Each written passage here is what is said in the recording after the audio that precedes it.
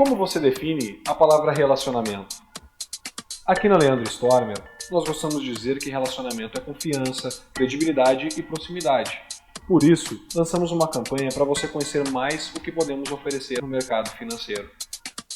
Investidor, trader, aluno ou cliente, independente do seu momento, queremos oferecer soluções para você operar. Participe do Relacionamento 360, que fará você nos conhecer ainda mais. Você vai receber cursos gratuitos, participar de hangouts exclusivos, acessar um canal online para trocar experiências e até robôs traders. A campanha encerra em 31 de dezembro, então procure seu assessor e saiba como participar. Se você já realizou TEDs dentro das faixas da campanha 360, verifique seu e-mail que informamos os benefícios que você recebeu. Se você não é assessorado por nós, ligue agora.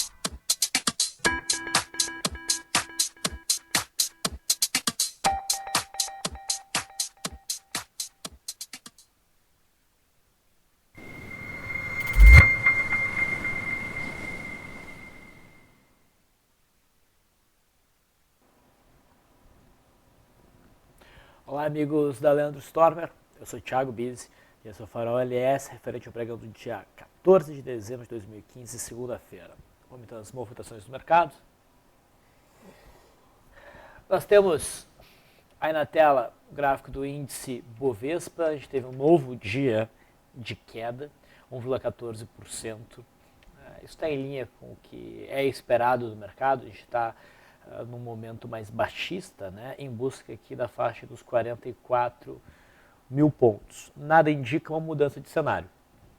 No curtíssimo prazo, esses dois topos que o mercado fez em dezembro nos geram uma zona intermediária de resistência que é significativa, por volta aqui dos 46.400 pontos.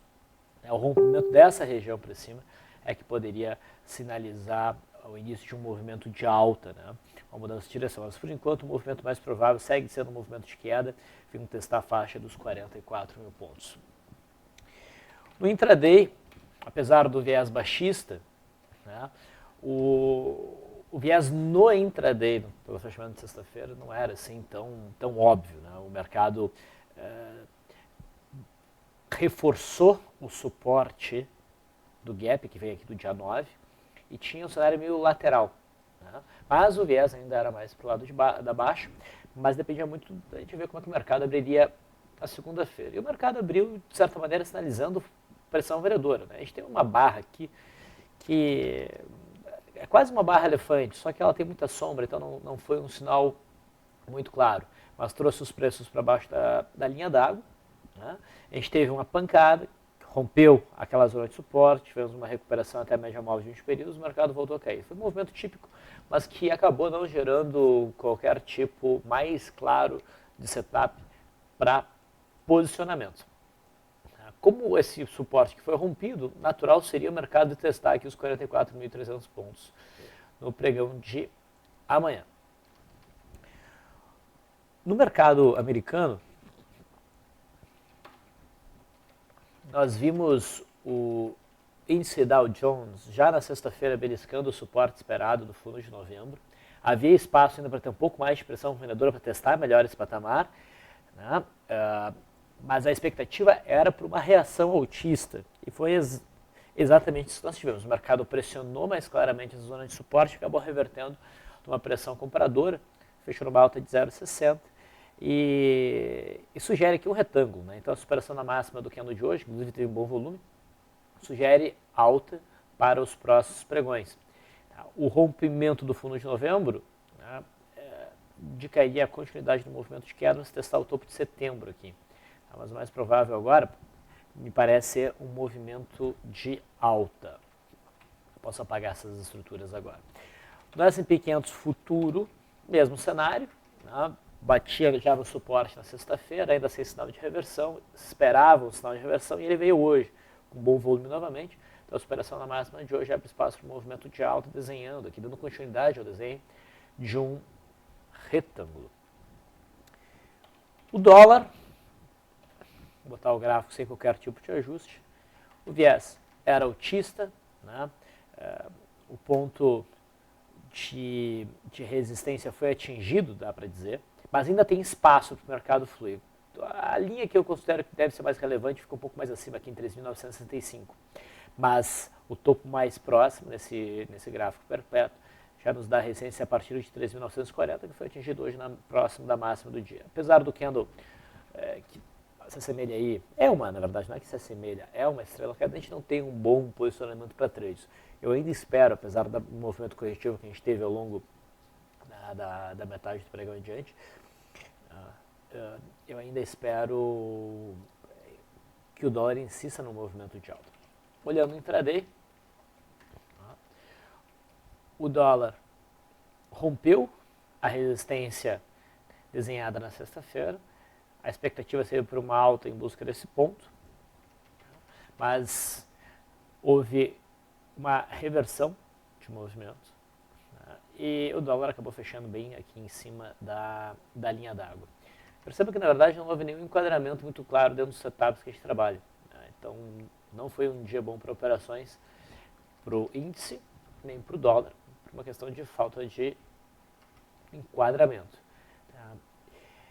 Havendo continuidade do movimento de queda no pregão de amanhã, terça-feira, a gente tem suporte no gap aqui do dia 11 em 3.857.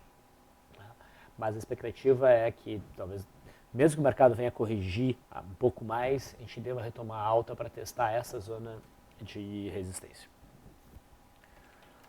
E no juro, a gente teve um importante sinal de alta no pregão da quinta-feira, e apesar desses últimos dois candles mostrarem uma certa indecisão, o viés é fortemente altíssimo, e se houver algum movimento corretivo, o patamar rompido aqui em 15.850, 860 deve funcionar como suporte. O alvo é o topo de setembro. Indo para as ações, a Vale, na sexta-feira, ofereceu para nós um Monster Gap no intraday, que ofereceu um day tradezinho, mas hoje volta a subir. Ela vai desenhando aí um fundo, mas sem um sinal bom para a entrada de swing trade. Apesar do candle de alta hoje, o volume foi fraco. Já tem vários candles evoluindo desde o fundo mesmo. Quer dizer, não é um cenário para trade de retorno à média. Pelo menos não um sinal seguro. A Vale 3, obviamente, também repicou. E a BRAP também fez um movimento. Esses papéis todos andam juntos. Do ponto de vista intradiário, a BRAP fez o melhor sinal aqui, nos ofereceu uma barra elefante, e acabou com isso trazendo o preço para a resistência aqui do 5,3 no intraday. Mas só isso, no gráfico diário não está convidativo. Petrobras caiu mais um pouquinho, está com cara de que vai buscar novamente o suporte aqui em R$ 7,00. Boas chances, dado o zigue-zague da ascendente, de romper esse suporte e testar o próximo patamar de suporte aqui em 6,45, que é o fundo de setembro, mesmo na PTR3. No setor de siderurgia, Gerdau caiu um pouquinho mais, mas ainda consegue se manter em fechamento acima desse fundinho de novembro. Temos aqui um martelete, mas não vejo como um sinal muito bom para operação na ponta compradora. O volume não foi forte, a gente não testa a zona principal de suporte, que está aqui embaixo, em 4,57. Acredito que o papel, apesar do candle de hoje, tenha boas chances de continuar com o movimento de queda. A CSNA também caiu um pouquinho mais. O movimento está mais lento do que eu imaginava, mas está indo na direção do suporte aqui em 4,27. Os em Minas perde as mínimas recentes, pode dar uma nova acelerada, mas nada que motive realmente novas operações. Mas não há nenhum suporte próximo, expectativa de manutenção no movimento de queda. No setor de bancos, Bradesco faz aqui o menor fechamento em bastante tempo. Deixa eu só ajustar por desdobramentos e agrupamentos, e o gráfico se mantém o mesmo. Então, o menor fechamento em Bradesco há bastante tempo. Isso sugere o rompimento desse suporte em 21, mas não é um rompimento forte. O volume não se destaca, o candlezinho deixa uma pequena sombra inferior, mas está rompendo o suporte, por isso é esperado que o movimento de queda prossiga, tendo como alvo agora a faixa dos 19. Para tentar operar isso, se for operar isso, o ideal seria trabalhar pela confirmação, pela perda mínima de hoje para abrir uma operação de swing trade, seria importante manter um stop não em cima dessa zona aqui, mas acima. Né? Então, idealmente, a gente deveria trabalhar o stop acima da máxima de sexta-feira. Itaú também faz um movimentozinho de queda, está com um gráfico mais bagunçado, não se enquadra em nenhum tipo de operação. Banco do Brasil caiu com mais intensidade, tá? Mas também não chega a gerar um sinal muito claro. Hoje teve pagamento de proventos, então fica esse gap. Se o gráfico fosse assim, sem o pagamento de proventos, eu veria aí um cenário de gap de fuga. Mas se eu ajustar o gráfico, a gente vai ver que, na verdade, não temos esse cenário de gap de fuga, a gente está bem próximo da LTA, então melhor não fazer nada.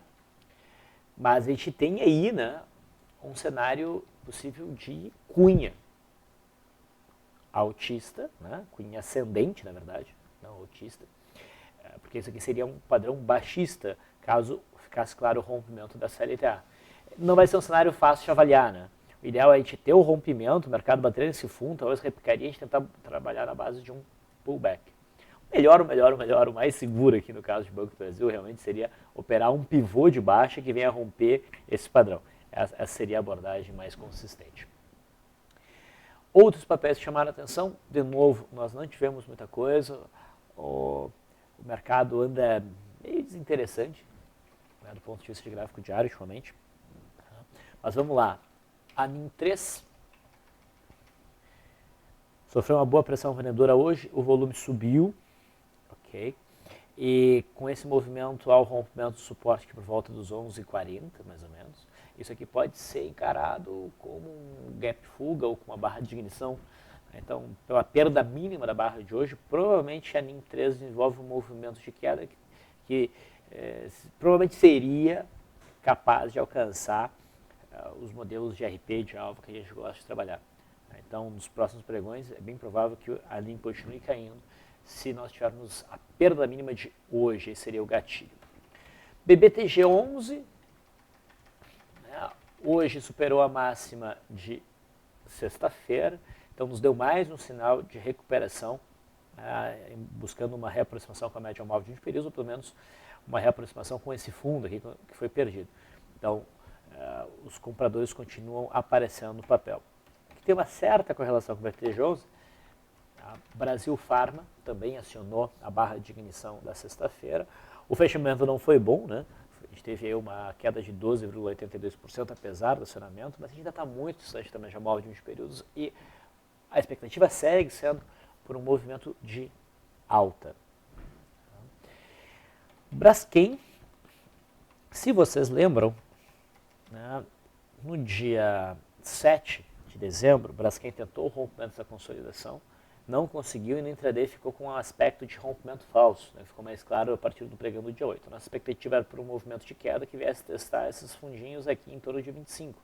Esse patamar já foi alcançado na sexta-feira, hoje o mercado reforça o teste desse patamar, indicando agora que está respeitando a média móvel de 20 períodos, tem um candlezinho bonitinho, então pode haver aí um movimento de alta se a máxima de hoje for superada. Foi um dia de boa pressão vendedora em vários ativos do setor elétrico, o destaque fica com o CEMIG. A gente já estava esperando que o CEMIG rompesse essa consolidação para baixo e hoje rompeu, tá? Com bom volume. Isso aqui até pode ser encarado por alguns como rompimento de um maço bandeira. Tá? A gente está com um índice de afastamento um pouco elevado. Se vocês utilizarem o nosso indicador Leandro Stormer Volatility Index, que para mim é o nome frufru para índice de afastamento que a gente sempre usa, a gente vê que a gente está num limite aqui. Tá? Então, nesse tipo de operação, geralmente quando o índice de afastamento está acima de 30, está nesses níveis, né? E esse valor bate com o histórico do papel mesmo, sendo feita uma operação é legal ir ajustando o stop rapidamente, né? Porque o papel apresenta um bom nível, nesse caso, de afastamento, então de sobrevenda. E tivemos um bom cenário aqui de day trade, de rompimento de primeiro movimento. Copel também caiu bem. Copel teve uma queda de 5,43% e montou uma boa barra hoje, mas deve dar continuidade de movimento de queda para buscar o suporte em torno dos 23,60, 23,50, que é o fundo do início lá de 2014. Se o papel chegar nessa zona, deve dar um bom sinal de reversão. Esse papel também gerou uma boa operação de day trade, foi a melhor do dia, eu acho, que foi o rompimento desse primeiro movimento, foi bem claro. E Natura gerou um stop para operações de venda a partir dessa estrela cadente, né? E com o stop que se deu a partir aqui dos 24,50, o papel prosseguiu no movimento de alta e veio testar o topo marcado no início de novembro. Faz um novo candle de conotação reversiva, aí não parece ser um bom sinal para a gente apostar numa operação de swing trade, mas é um papel que pode dar uma boa operação de day trade na ponta vendedora se as coisas se alinharem. Então vale a pena acompanhar. Mas é isso, não teve tanta coisa assim no pregão de hoje, então eu vou finalizando por aqui, agradeço a audiência de vocês e até amanhã.